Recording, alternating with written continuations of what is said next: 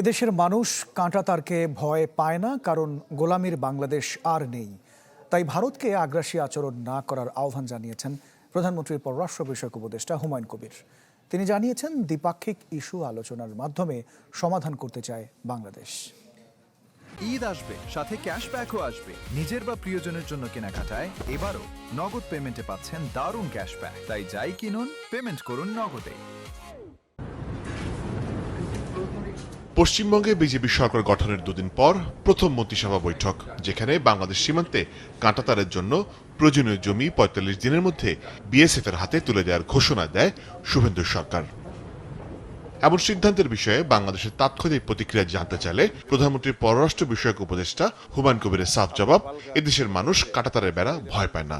অনেক সময় ইলেকশন জেতার জন্য মানুষ প্রয়োগ করে, কিন্তু running a practical government is also a different thing. তো দেখি, আমরা একটু সময় দেই যে রেট্রিক আর governance is it the same thing that the BJP West Bengal government intend to pursue. আর আমাদের সরকার তো, আমাদের সম্পর্কটা তো প্রাইমারিলি কেন্দ্রীয় সরকারের সাথেই থাকবে। তো এখানে মানে we won't get into their internal politics. আর কাটা তার দিয়ে বাংলাদেশের মতো দেশকে এখন ডর দেখানোর মতো কোনো জায়গা নেই। দেখেন, যদি মানুষের সাথে সম্পর্ক করতে চান, বাংলাদেশের মানুষ কাঁটাতার ভয় পায় না, বুঝছেন? বাংলাদেশের সরকারও কাঁটাতার ভয় পায় না। যেখানে আমাদের কথা বলা দরকার, আমরা মানে কথা বলবো। আশা করেন ভারত মানবিক হবে সীমান্ত ইস্যুতে। দ্বিপক্ষীয় বিভিন্ন ইস্যুতে আলোচনার কথাও বলেন হুমায়ুন কবির। মানে if you are looking at building people to people connection and visibility, তখন ওনাস হচ্ছে বর্ডারে ভারতও দেখাইতে হবে এই মানবিক approach to dealing with security. এখানে তো আর আপনি মানে আগে যে কাহিনী হলদাসিন, যদি মানুষ মানে গুলি মারে হত্যা করা হয় বা তারে লাগাইয়ে আপনি ফেলে রাখবেন, যেগুলো আগে দেখছি আমরা হাসিনার সময়, তো ওই নমুনায় তো আর বর্ডার কোনো দিন ইনশাল্লাহ আসবে না।